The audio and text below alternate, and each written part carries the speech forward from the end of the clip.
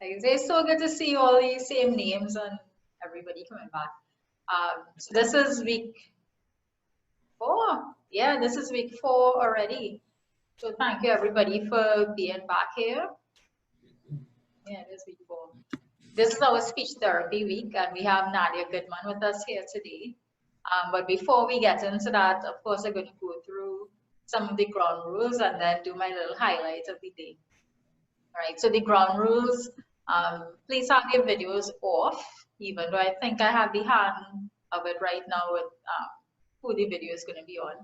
And also mute your mic, so I will mute everybody now.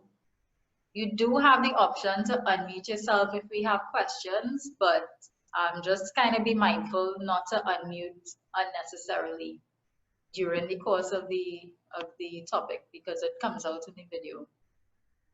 And then I have to edit it out. All right. And of course, if you have questions, you can put it in the chat. I really, really loved how last week the chat was just going and people were making comments and asking questions. And it was very interactive when we had so many different things to follow on the chat. So I hope that this week you will make use of it and feel free to put your comments along the way because it makes this chat more interesting. Not that it wouldn't be interesting anyway. And if you do want to ask any questions, when we have the Q&A part, you could always use the little icon and put your hand up. And if you want to ask it in person, you can do that as well. And of course, again, especially since last week we touched on some touchy kind of topics, it is a safe space, but we want to keep things confidential.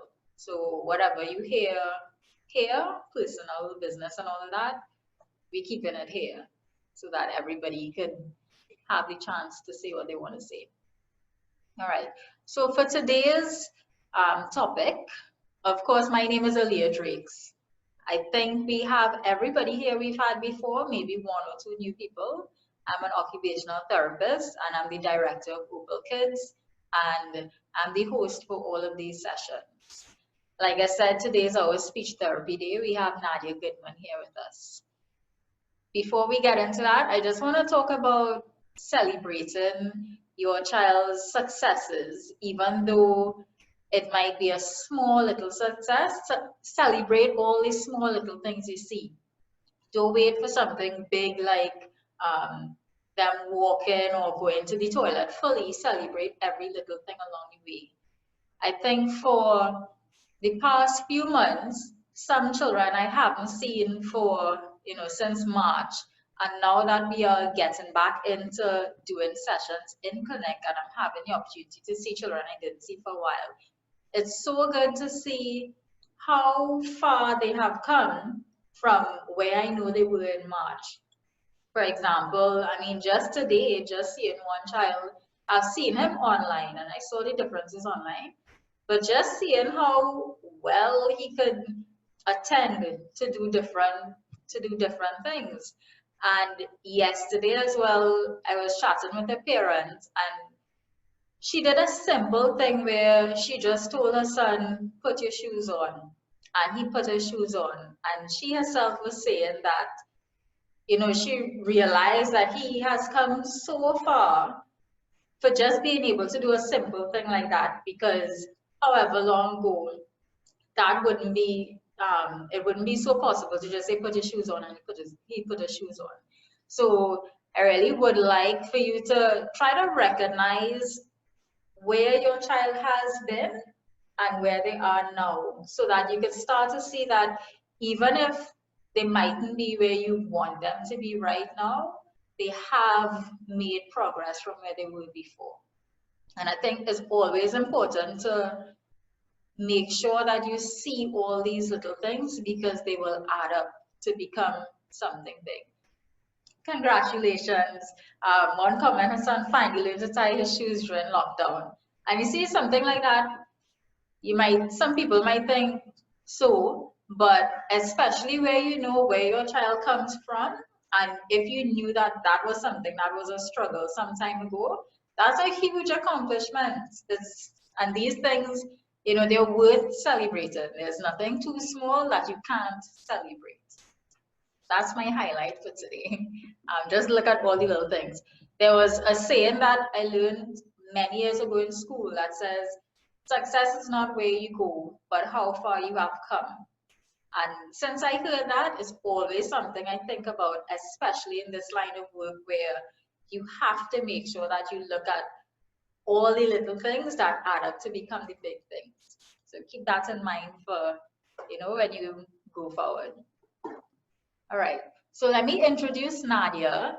Nadia Goodman is a speech language pathologist.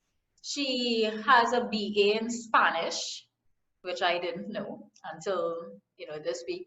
She has a postgraduate diploma in education in teaching of foreign languages, and she has her master's in speech and language pathology, which she got from UE. So she's one of our homegrown therapists.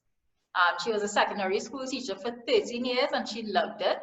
And she taught Spanish, French, and English. Something about her that's different. She has a weird dream to work in the British Museum for a year, researching and taking care of artifacts. I'm not surprised at all. And in her spare time, she works with her dad as a tour guide for Latin American countries during the school holidays when she takes her time off, and she loves to exercise. I'm still waiting on her to come and do a triathlon, a full one, but we will get there.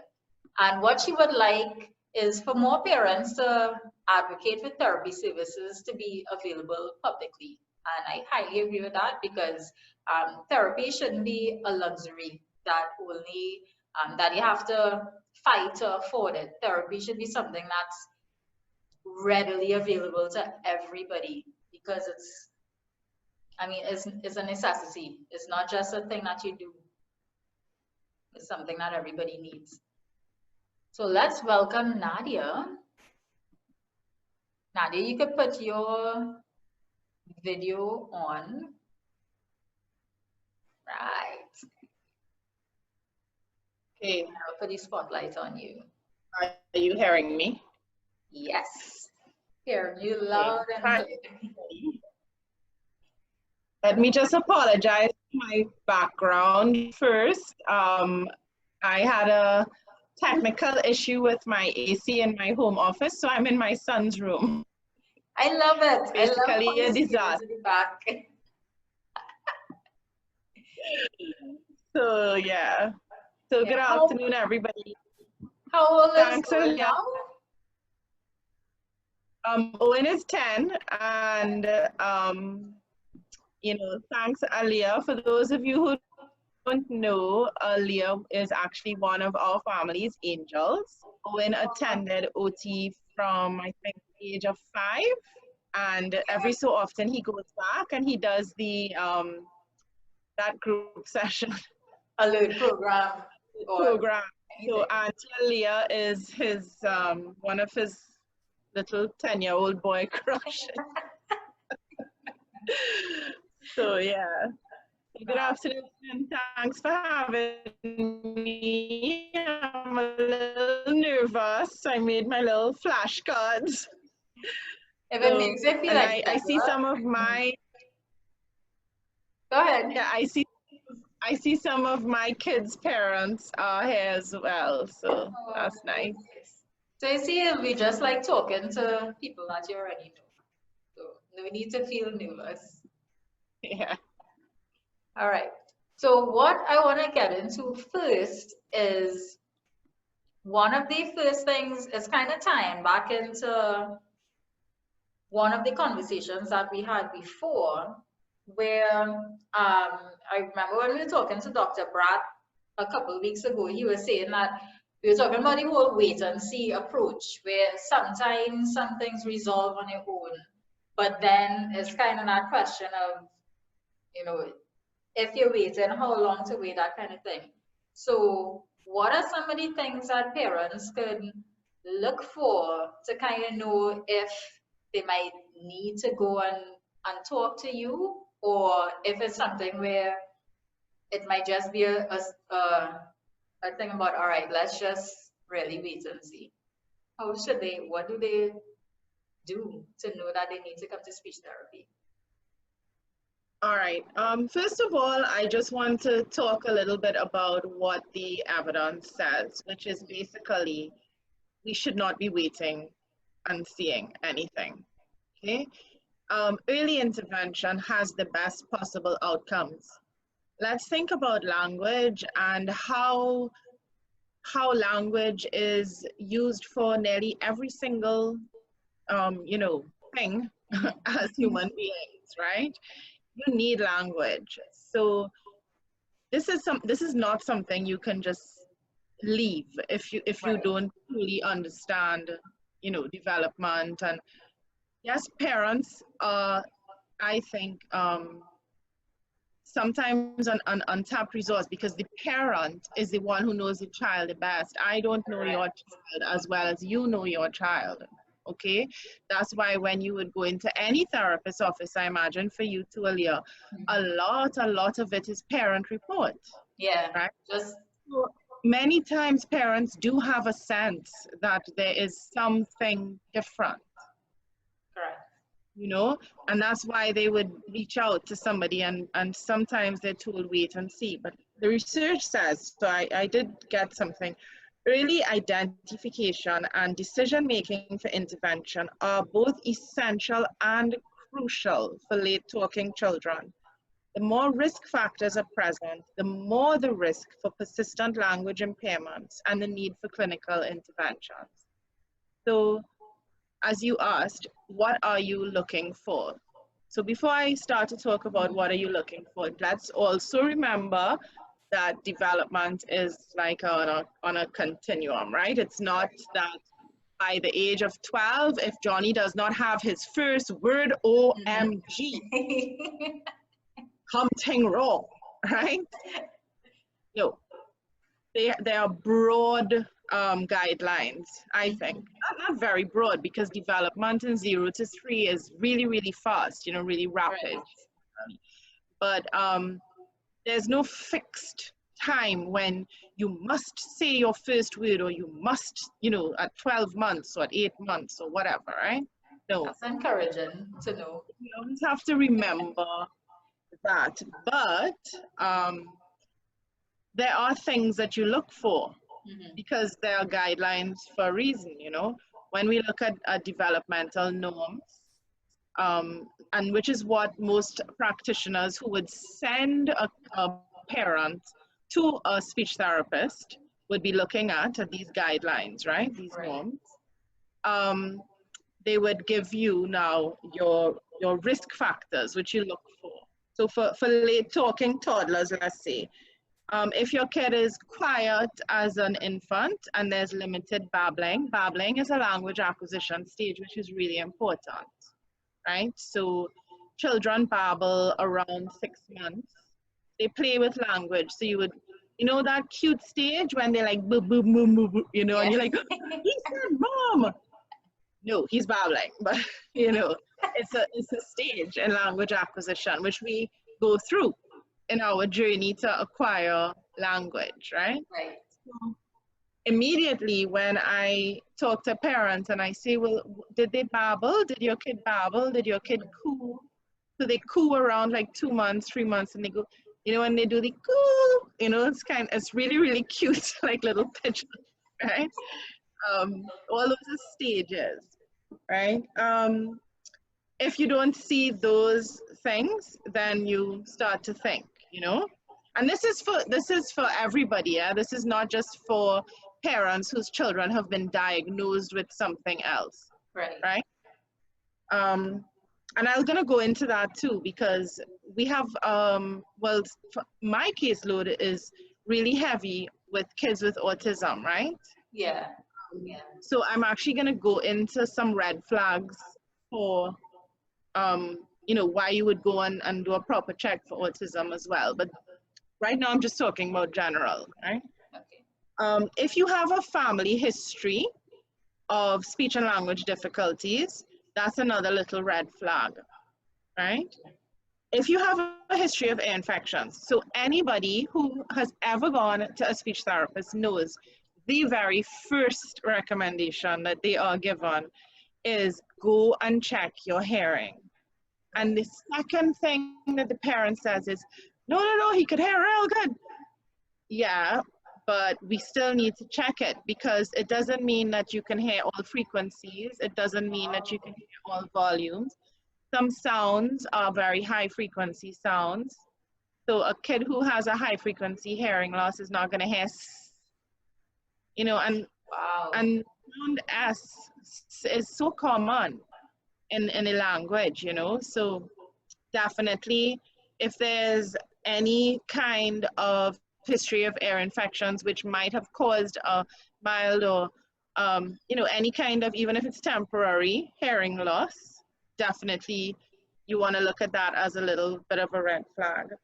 Um, if you find that there's limited consonant repertoire, so like when children are playing with language and they'll say their b and their p, and if you're not hearing that by about a year or so when they're doing their babbling, definitely. Another thing, and this would probably be for you as well, is if you're not seeing appropriate play.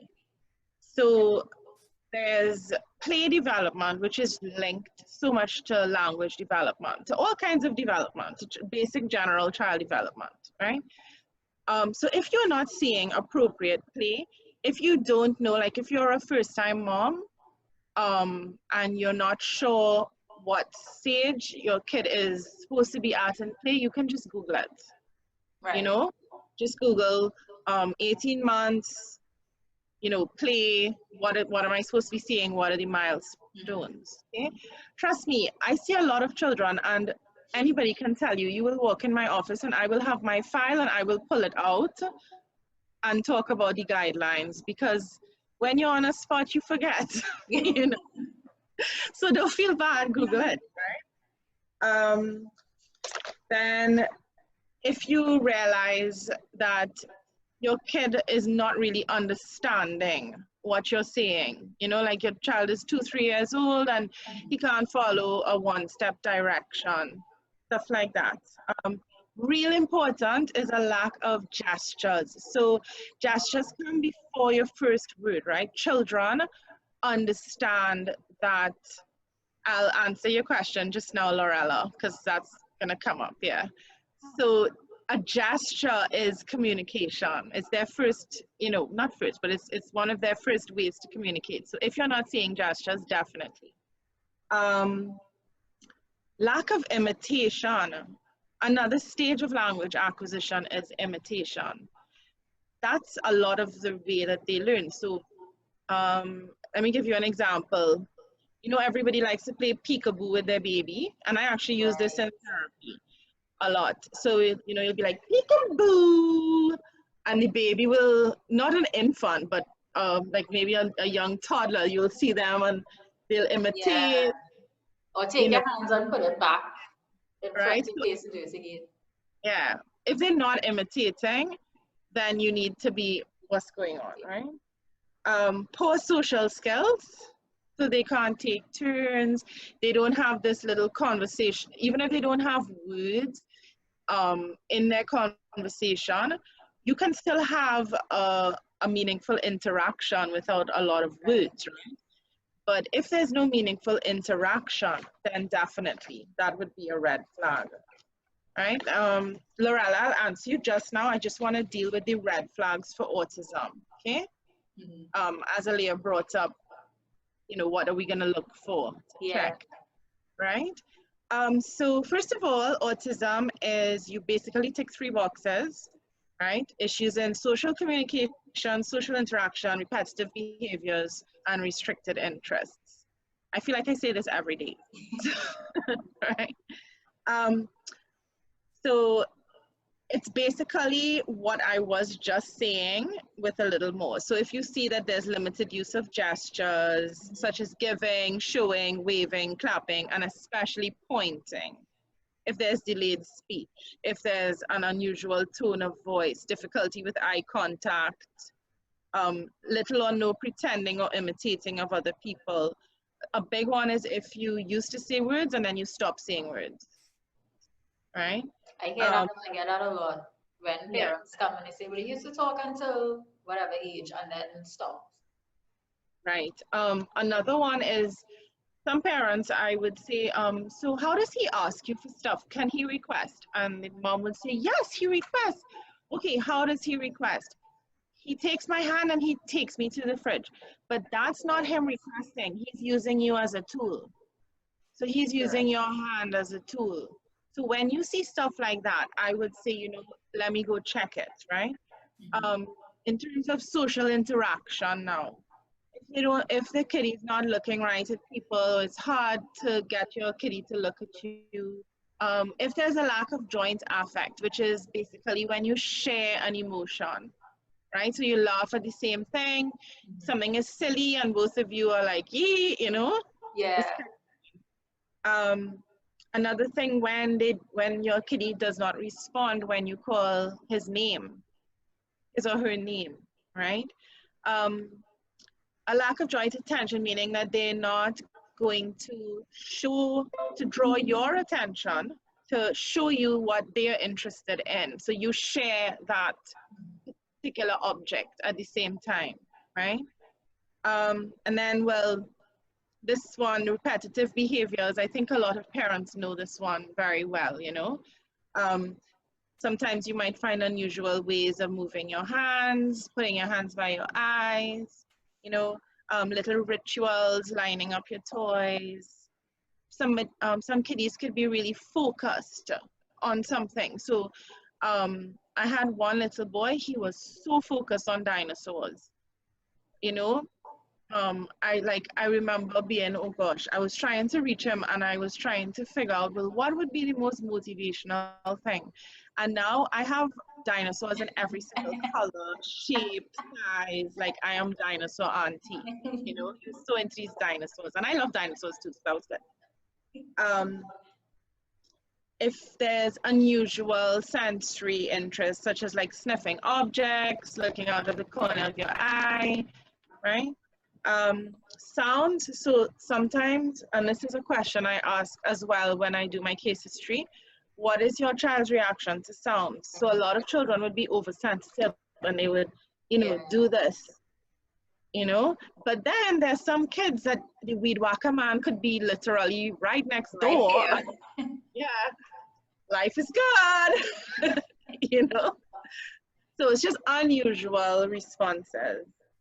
Um, So if I would say to answer your question, if you are seeing these red flags, you know what?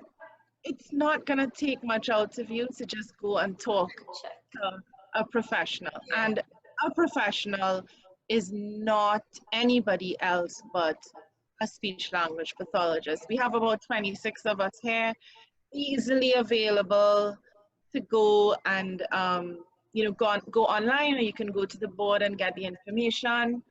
I'm gonna And put it in the chat now because somebody's saying they never found one only for adults. okay. And then with COVID, I find a lot of my colleagues have gone online. So children who could not have reached to a slot, like to a therapist because they were far, you know, now you have the option of teletherapy, and it's been working well for most people.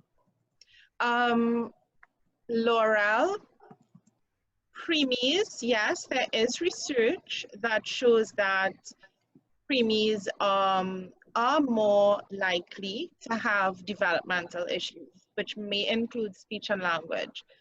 This does not mean that when your kid is 6 months old, you panic and run to a speech therapist, because remember, chronological age with preemies would be a little different to their development age for a little while, right? What I would do if I have a preemie is I would just cast a little extra eye, because I know that research says that, um, but I wouldn't, freak out and automatically assume that my kid is gonna have an issue. So I hope that answers your question.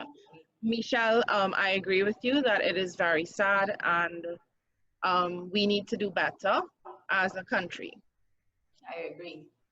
So A lot of what you're saying, Nadia, from that first question alone, is I find it so important because so much of it doesn't have to do with talking.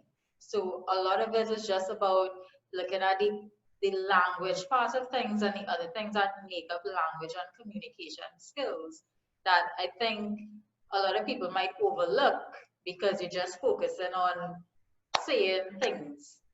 But you see, saying things is just vocabulary. That's just naming. Correct. Yeah. And So that's a small part of language. If you look at language, right? Sorry, if you look at communication, communication is all about interaction. It's a very interactive thing. That you have to have intent to communicate. That's the first thing anybody will look for if there's intent to communicate, you know. And if you have that, then there's ways to introduce language. Language does not have to be the spoken word. Language could be a sign, a gesture. Language could be an augmentative and alternative communication device. All those things produce, you know, a system of communication. So, which leads me to the next part, where because I saw it come up in a group again, where a lot of parents would say things like, yes, their child is talking because they could recite songs from YouTube or say numbers or say a lot of things and sing a lot of songs. And I always think, yeah, but that's not language. So I think what you just said there and the whole list that you just said is very important so that parents can understand is not just about you know all the words to this song, is being able to put it together to exactly as you said, communicate that you want something or communicate that you need. basically, children learn to communicate through interaction.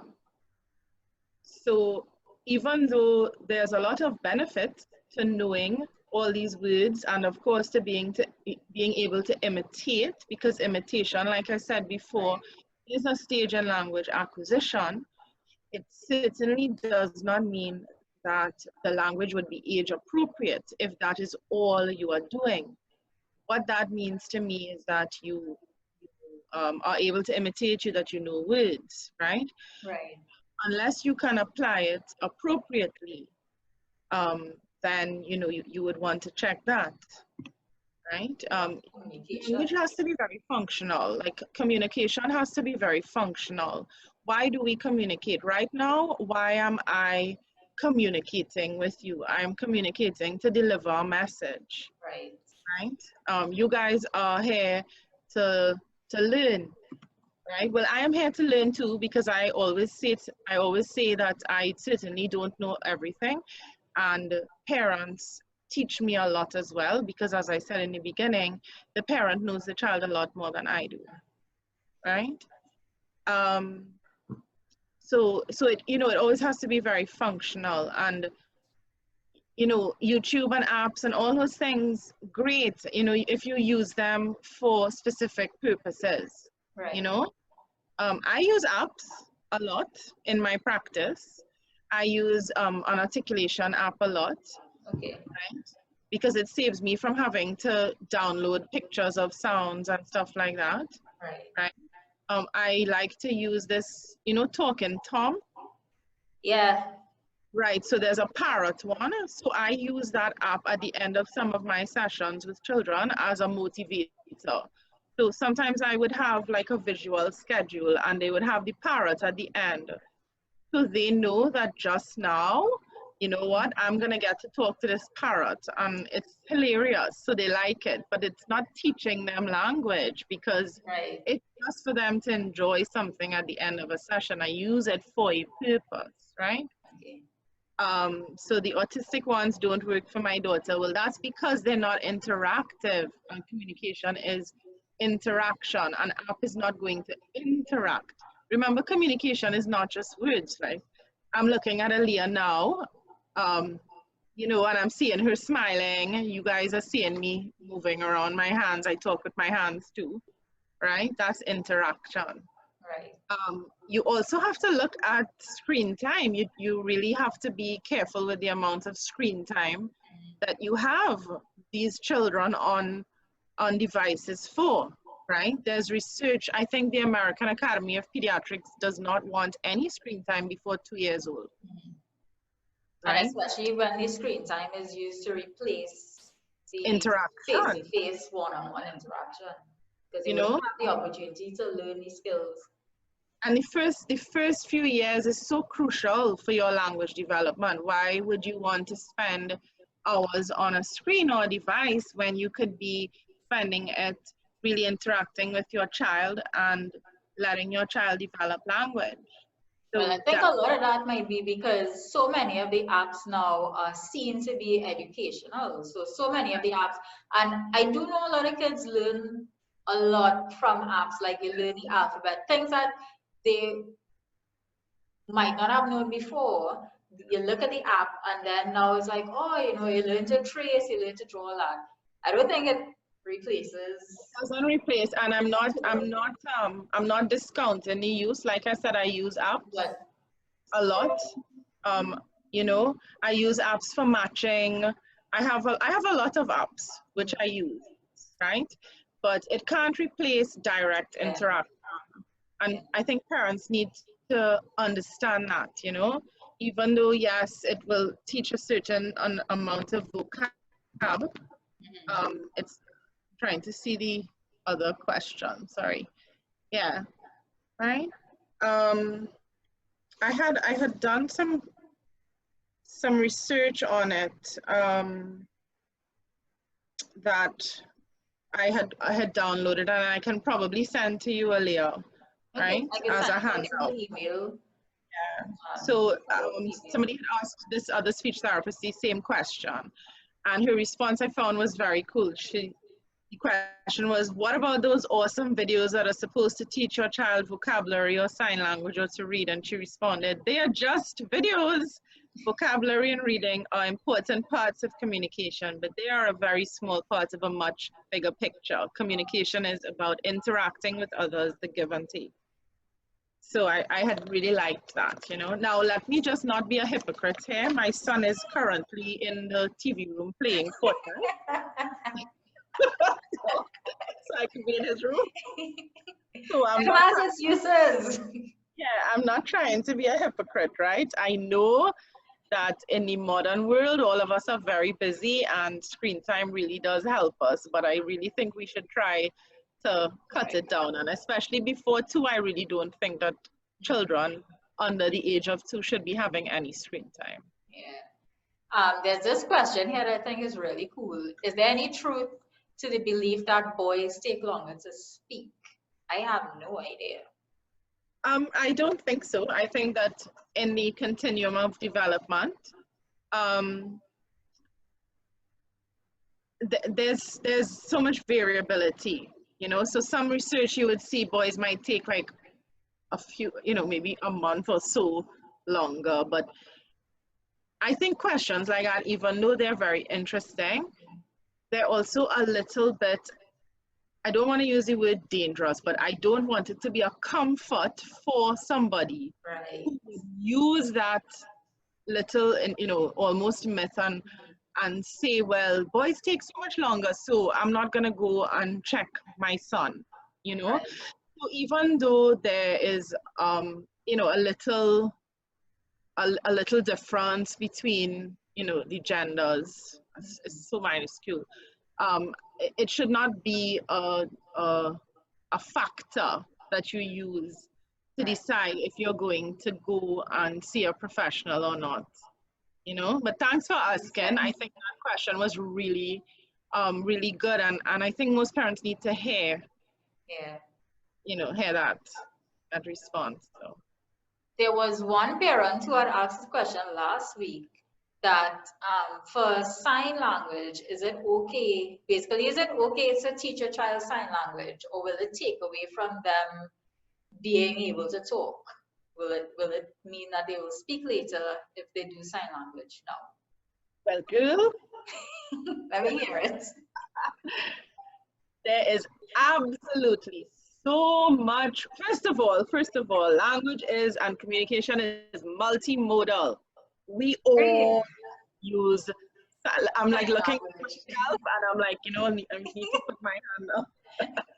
we all use signs and gestures and so many different ways to communicate with our spoken language, right? So that's my first point. My second point is there is so much research that shows that that is such a myth. Mm-hmm. That starting sign early will take away from your words. No way. Why would you want to take the ability to communicate Exactly. away from another human Yeah. being? I If so agree. Like yes, use the signs to give them a way to communicate. exactly. And if, you know, the thing is, once there's intent, I had this interesting conversation with a colleague yesterday, Dr. Yusuf. Mm-hmm. So we were talking about, you know, communicative intent and early goals, and we were talking about, you know, what once you see that intentional communication, especially in an older child who has no speech, you need to be trying to get that child to have some kind of way to Anything. communicate, right? Think about all the tantruming sometimes you see, and it's frustration because you can't talk. I can imagine, I can't imagine how I would feel if I can't, if I'm not able to put my points across, if I'm not, you know, able to say, Mom, my head is hurting or whatever. So no way, if your kid is responding with sign, you go ahead, power to you. And real, good girl, good job. You have an awesome speech therapist. Right?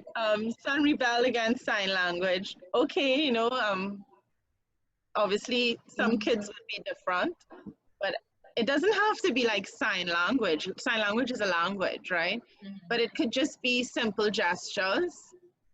Nobody's gonna stop at simple gestures. That's probably gonna be like a first stage, right? A lot of people would introduce a kid to a device for AAC, um, or a low-tech system of AAC, like a communication board. Some people might be used to that with their kids. But hey, give them a chance, you know?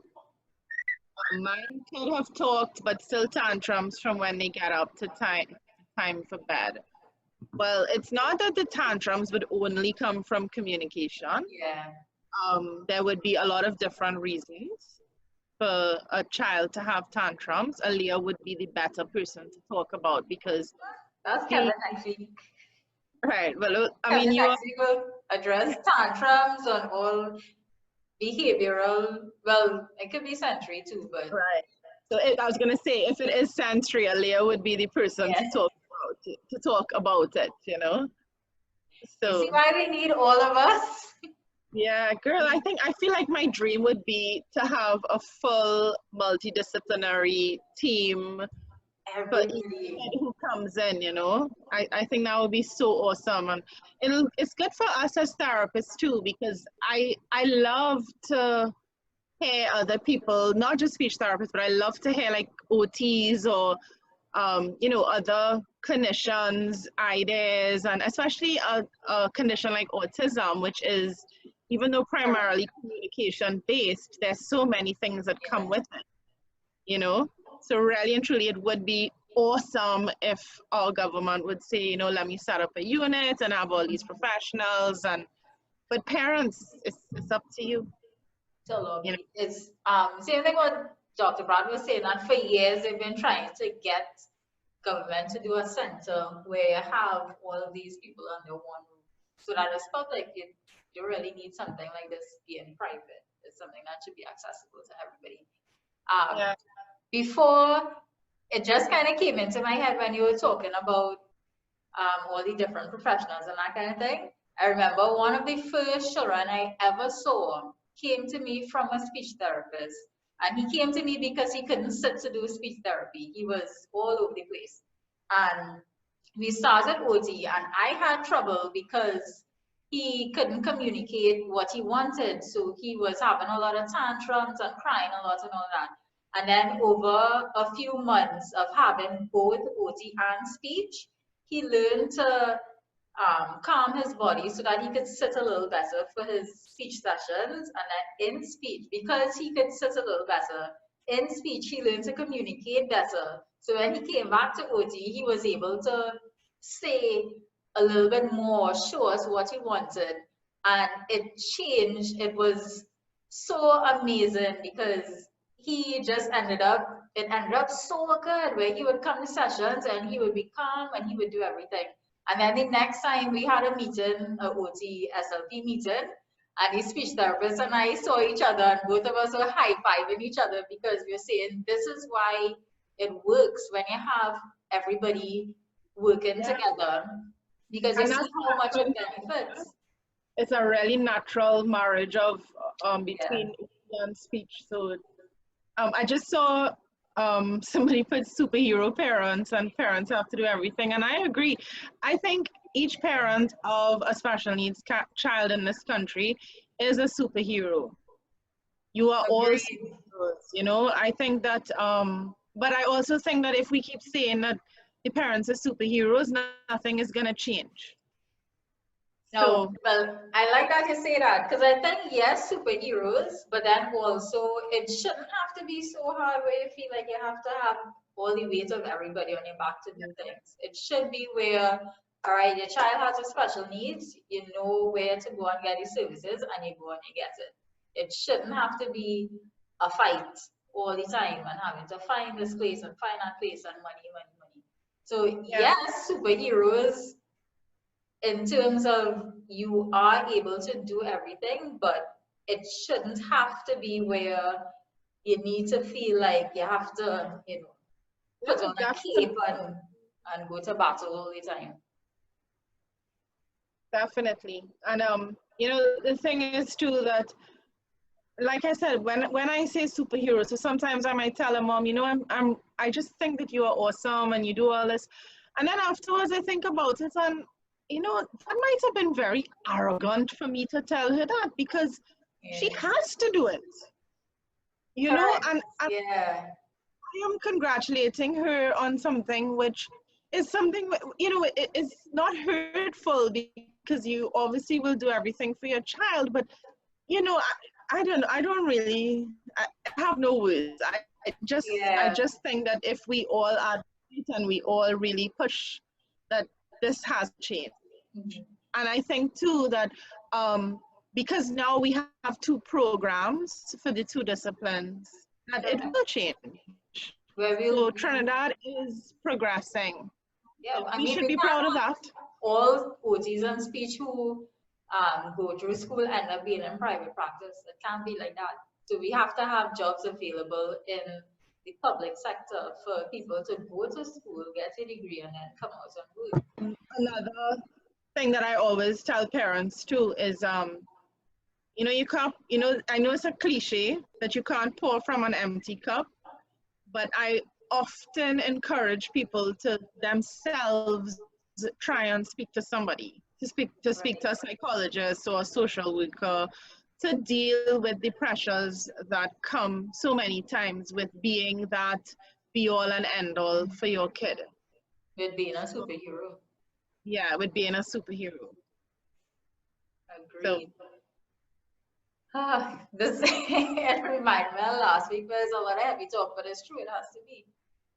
yeah, Um, um, I I feel sometimes like if I'm not enough, you know, because I would see what the parent is going through and I can't just wave a magic wand. And I always feel so much empathy for the parents, you know. So, mhm. like I said, hopefully things will change. Oh, are you hearing me, Leah? Because for some reason Yeah. my internet is. You hearing me now? I hear it, it kind of cuts in and out, but I hear it, you're good enough.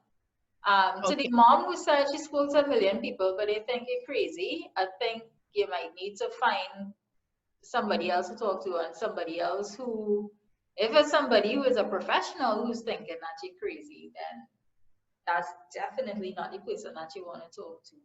And it kind No. of goes back to making sure that the persons that you, well, it will have to be somebody professional, first of all, who will really understand where you're coming from. and also making sure that it's somebody that you're comfortable speaking with and somebody that you're comfortable sharing with and not feeling like they will judge you for saying whatever you have to say. So it might be just making sure that you find the right person that you're going to talk to. Because a true professional wouldn't say you're crazy or wouldn't make you feel like that. They will listen to you first. That was kind of going to be my highlight today, but I left it for the successes. I shouldn't do it. Doctor saying she's just hyper. Well, a doctor is just part of a team. So if you still suspect that there's an issue, I would probably see somebody else. If there's a language delay, you don't go to a doctor, you go to a speech therapist. So that's just my advice. Now the thing, like especially with being hyper, I know that that topic of attention and is so vast because there are so many different reasons, and we touched on it. I think with Dr. Brad's session where we were saying for things like attention, there are so many things going into it. Maybe something at home is the environment. It does not have to be diet. There's so many different things that you have to think about and rule out that one doctor asking you these questions, it might be that. If you come to an occupational therapist, you'll have to go through the sensory part of things and see if there are any regulation issues. And it might be that part that a doctor wouldn't check because they're not going to look in depth into the sensory things. So there are so many different things that exactly what Nadia said just now, that if it is that the doctor is saying one thing, the doctor is still part of a team. So from their point of view, they are looking at it from their lens and they might be saying, no, it's just hyper. But then somebody else who might look at it will say, well, that's not what I am seeing. I am seeing it to be something else. So it is worth making sure that you are able to go to different people and make sure that you get enough information from everybody that you could kind of say, well, okay, it's not anything medical, maybe it's something sensory, maybe it's something language, and you could kind of have a full picture that way rather than just taking one person's word for it. And a lot of times with a lot of these, well, not even diagnoses so much, even though, or not special needs in particular, but because there are so many things that you have to look at before diagnosing a child or giving a label, it's hard for one person just to make that definitive statement that it is just this. Sensory and behavior.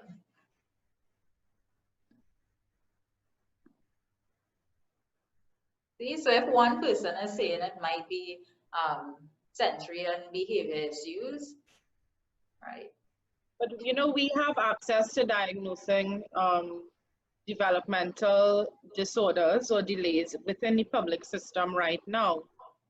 You can go to, I think, all three major hospitals.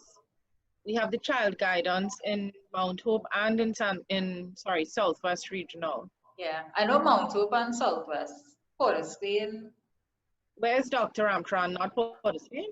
Or she's Mount Hope? Oh, I think, well, I know she's in the east somewhere. So it might either be, no, Sandy Grande. Oh, okay. Well, yeah, but I mean, parents can go to Southwest and there'll be, I can't remember what are the professions on the team in the child guidance in Pleasantville. I know that there were psychologists. There's definitely a developmental pediatrician. Yes. Right? Oh, but if you have a doctor ready, well, then you stay with your doctor. So, and especially if you're already in the public system, then you're there. Yeah, I know Dr. Amtran is in Arima. That's where it is, Sandy Grande. And Julia, you asked me for some tips. Yes. So just especially from the start of it, from the first question where you were going through some of the kind of things that you might look at or some of the stages of development, if a parent is seeing some of those things, and let's say they went to speech and everything, but they still want to try things at home to encourage development, what are some things that they can try to be able to encourage just general development, not necessarily for special needs, just anybody? So I actually I decided to do 3 tips, my favorite subject, right? So what I'm going to do is these tips are to, I guess, encourage language, elicit language, practice language, right? So my first tip is do not spend money. So I love this tip. Anyway, yeah, that's just the base of the tip. The main tip is to use what you have and use your daily activities and incorporate your natural schedule into practicing language and encouraging language. So one of the things that I think is interesting in this whole lockdown is that everybody on my Facebook has been cooking, right? Yes, you gotta make it doubles. Yeah, people who I know always ordering food have been cooking. So there's a lot of cooking going on in Trinidad. So I was thinking a really nice idea to incorporate, and this can target so many language goals. You can target vocabulary, you can target sequencing, putting sentences together, relaying information, all these things, right? You can have your little child, your kid, in the kitchen with you, right? And you say, okay, we are going to make sada roti. Now, please, people, my sada roti never swell and form. So I don't know, like use Trini cooking with Natasha or something. Just don't be like me. But anyway, what I would do is I would because kids react well to visuals, right? So you want to teach, your goal over the session would be vocabulary, following directions, following auditory directions, right? And then you would want them to maybe say what you did, right? So I would put on my counter, see if I could use a book or something to, right? So this is my counter, right? And I would put my ingredients. So pretend my pencil is my flour, my pen is my baking soda. I'll probably pick a stupid thing to do because no child needs the vocabulary for sada roti, right? But you never know. but you know what I mean, right? And the first thing I would do is be like, so I'll pretend I'm treating Owen, right? Like I'll be like, Owen, show mommy that baking powder. And I'll, touch it. Oh my gosh, it's soft, huh? Soft, nice, soft, So I'll introduce more vocab now, right?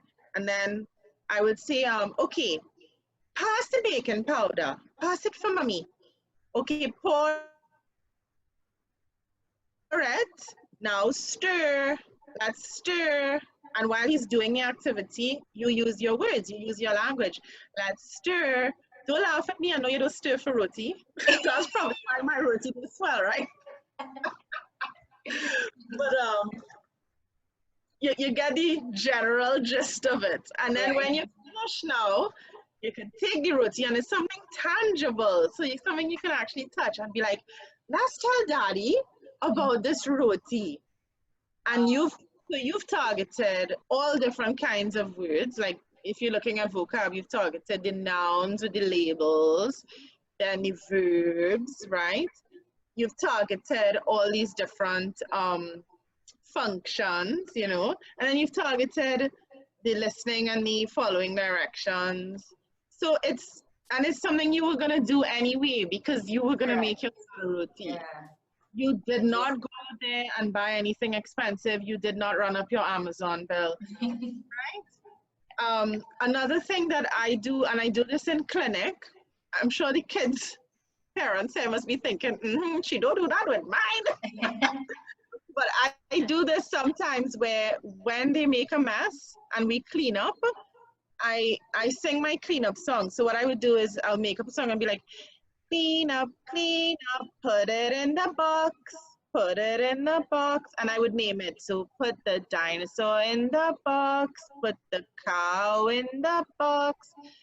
Same thing. So they're hearing the word, they're looking at it, they're seeing me visual, they're feeling it, right? But I haven't bought anything because let's face it, we are all home and they're all making big mess. So you might as well use it to incorporate Yeah. skills. Right now, Owen and I are working on a puppet theater because he has been given me some issues to do his essays, his essay writing, to sequence his essays, right? So we took an old TV box and we cut out the middle and we're making this puppet theater. And so when he has his puppets now, he has to now tell the stories. So we're using his video game, again, being a hypocrite, screen time, but we're using his video game. And he's relaying stories. So I didn't buy anything. I didn't go out of my way. And that's my, that's a big tip. Just use what you have within your daily routine. Okay? Second thing, and this is for littler children, for toddlers and stuff, I use songs a lot, right, in therapy. So why do you use songs? First of all, children love songs. Most children love songs. They love music. It's very attractive. It's rhythmic, right? And you could target a lot of things. So like for my songs, I target a lot of imitation. Remember, I said imitation is a precursor to language. Children need to have that imitation skill. So we might do like head, shoulders, knees, and toes, right? And they love that. It targets joint attention. So I could be doing a song and have my little ducky or something, and we'll be there looking at the ducky and the ducky singing a song too, right? It repeats words within a context. So remember, they need repetition and modeling. Children need language modeling to reproduce the language, right? So a song like Wheels on the Bus, right? It says the same thing over and over. And you can also use it like even as almost a carrier phrase. So the wheels on the bus go, and you stop, and they fill in the blank. So you've just elicited language. And have a ball, like have a party, It always has to be fun. Remember, a child's job is to play. A child's job is not to sit down and do no flashcard. Right? Don't bring no flashcard for your child. You have to play and interact with your child. And a song is very interactive. Stomp your feet, get ridiculous.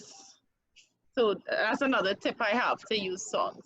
Alia, do I have, and also songs introduce the element of rhyme. And I know we don't have time to go into this, but children need to develop something called phonological awareness before they read. It's a precursor to reading. And the ability to rhyme is part of phonological awareness, right? Phonological awareness is when you are able to recognize and work with sounds in your language, right? To manipulate sounds then.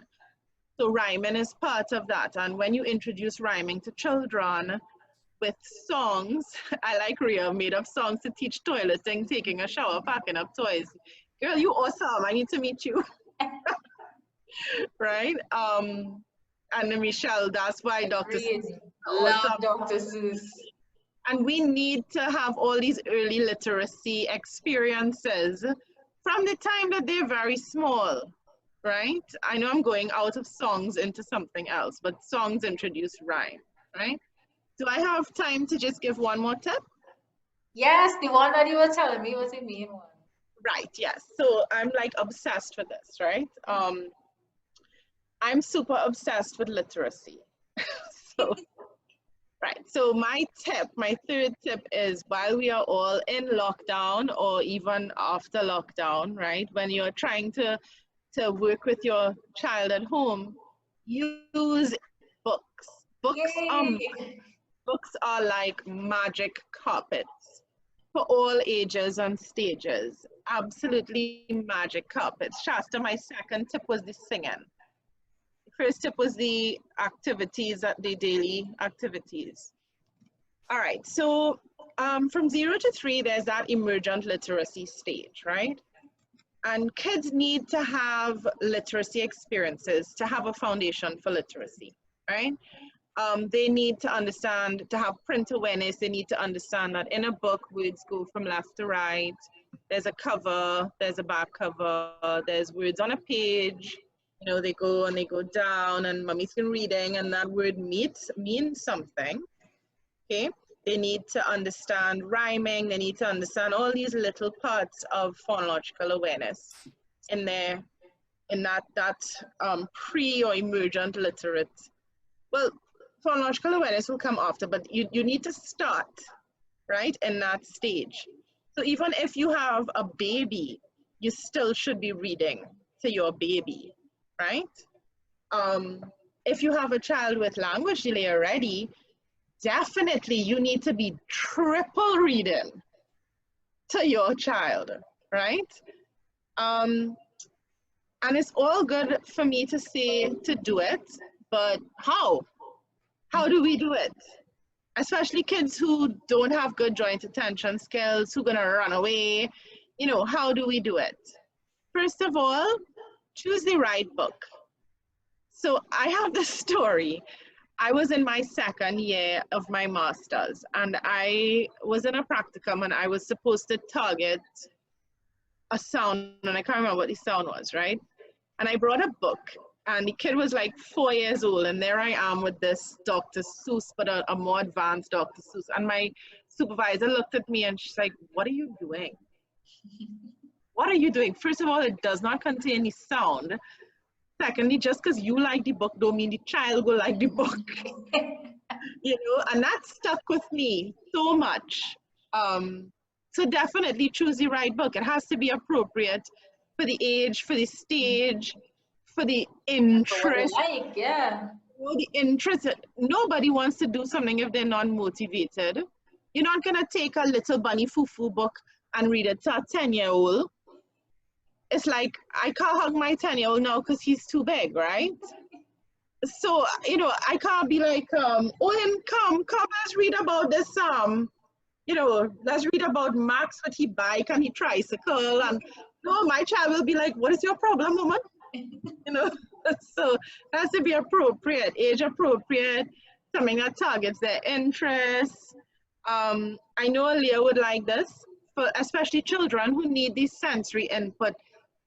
If you don't find books with little sensory details, like, you know, some books would have the little windows to open or the Yeah. little thing to touch, you can make it yourself.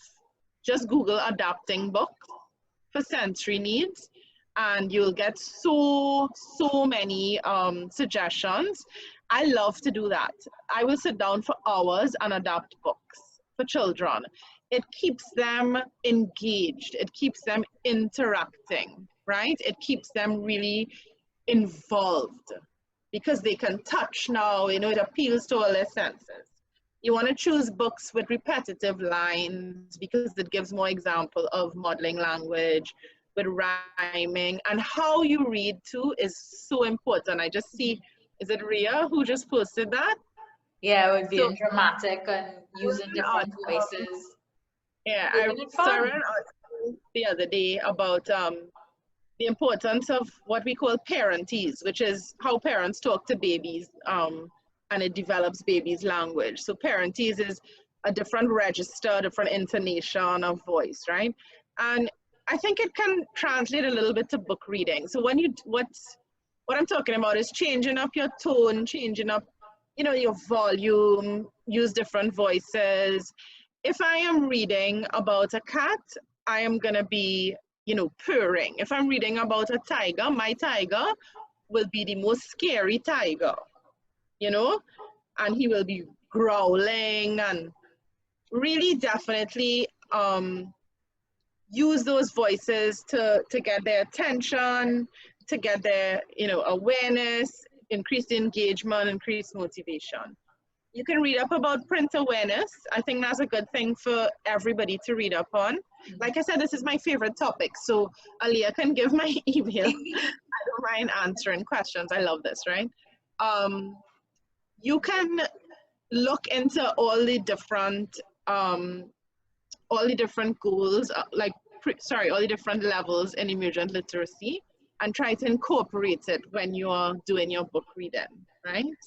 Point out pictures, point out the words. Also, like another thing to create print awareness is when you're reading, put your finger under the words so that the child identifies that, okay, yes, mommy's reading this and there's words and it's attached, well, the print is attached to a word, right?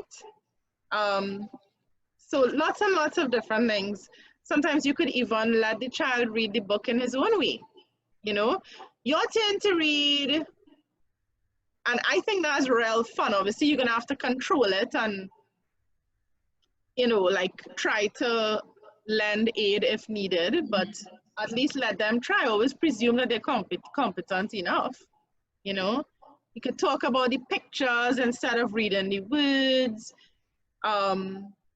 I saw a girl do this on a YouTube video and I tried it. I did regret it because it did not come off my book. But if you guys are willing and you have a book that's easy to kind of clean off, she had put Play-Doh. So she and the kid were like, this is an SLP in the States.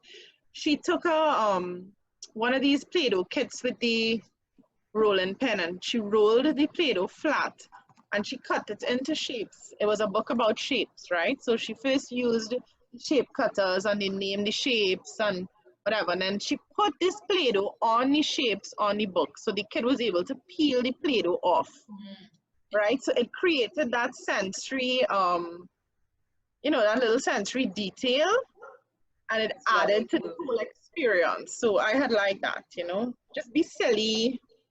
When I was reading up for today, I saw a video that my niece had sent me from England where she had taken a book, it's called Room on the Broom, right? And she used an app and she used her Lego figures and she remade the story, right?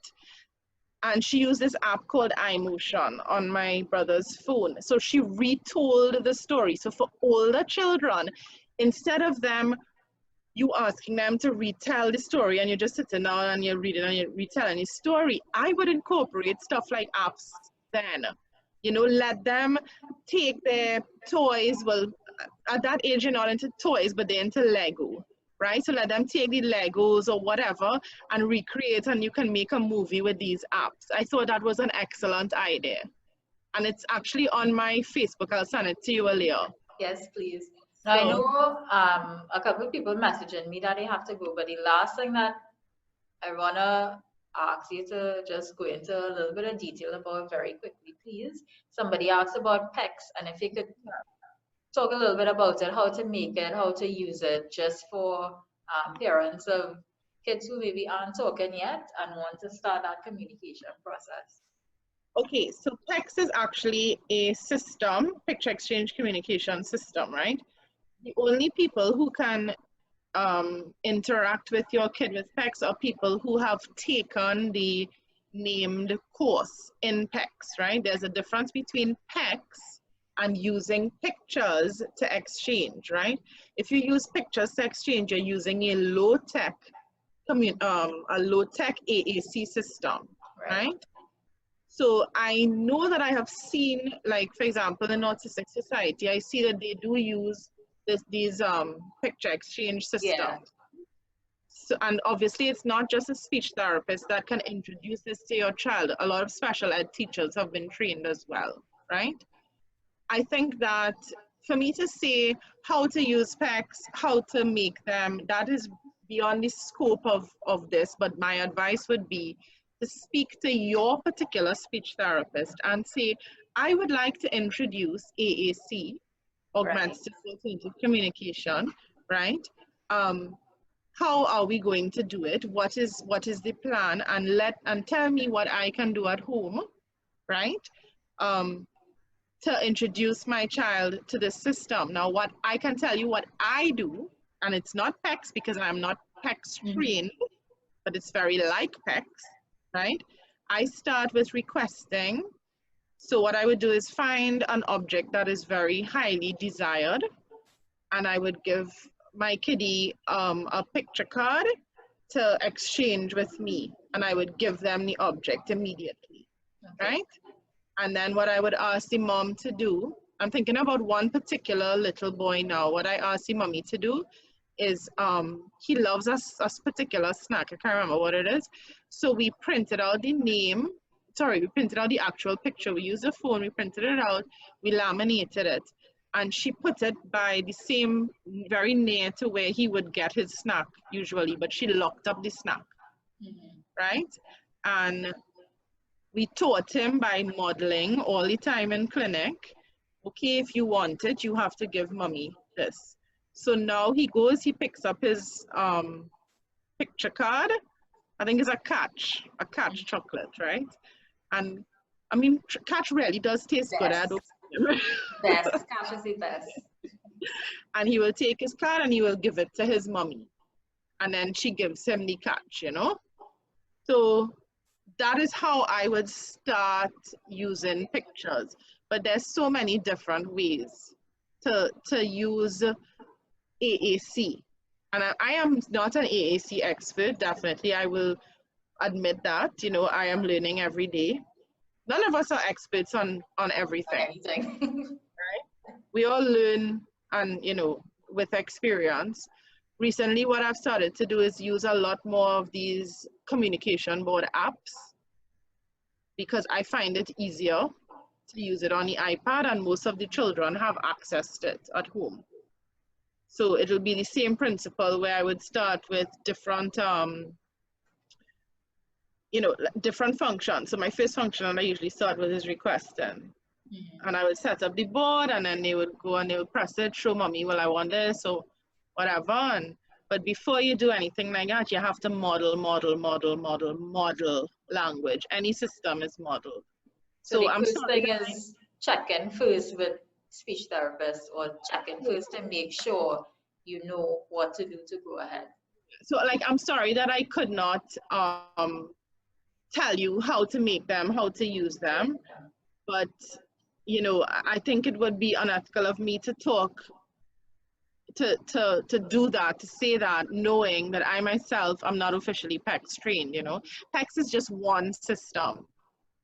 Right. And yes, a big research base about PECS. So if your therapist is using PECS, that's awesome. Okay.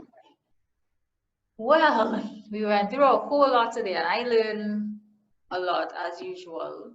So I want to say thank you for being here. Thank you again, parents, for all your questions. This is why we went over time today, because you guys had so much to talk about and so many questions, which is really what we want, for you to be able to share your stories and everything. And you know, I just want to tell parents one more thing. Guys, don't give up. Like, I know that it's hard, and I know that this road might be rocky, and it, you know, it's difficult. Guys, don't give up. There are people to help, and you know what?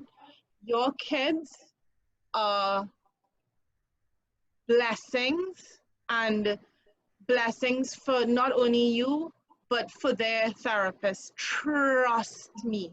Trust me.